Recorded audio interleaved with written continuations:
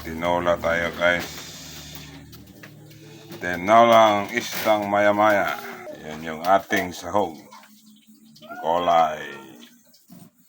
Alugbati malunggay. Kulo na yung ating sabaw guys.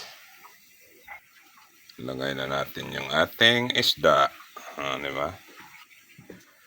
Yan yung ating isdang maya-maya. Yummy yan guys. Nag-request kasi yung apo ko, sabaw daw sila, sabaw. Sabaw lang yung kinakain nila guys, yung laman. Ang lolong kakain yan. Ganyan yung mga apo ko. Pag isda na sinabaw, ay sabaw lang sa kanila. Ayan.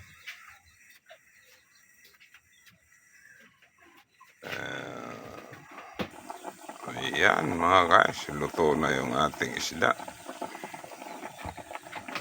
Tikman natin yung timpla, yung sabaw kung okay na.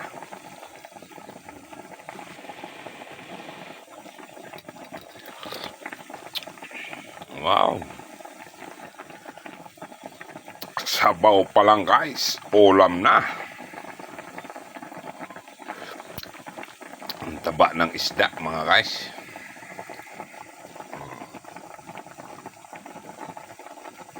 Ang sarap ng sabaw.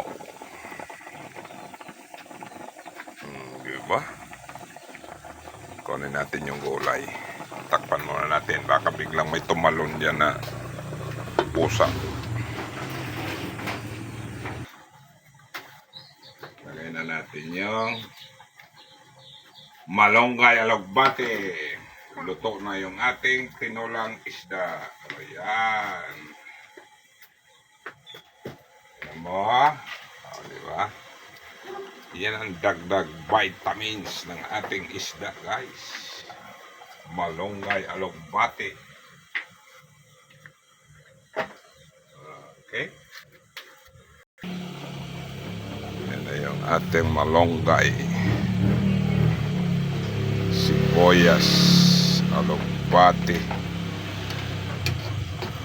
Sarap yan guys. Sarap. Diba?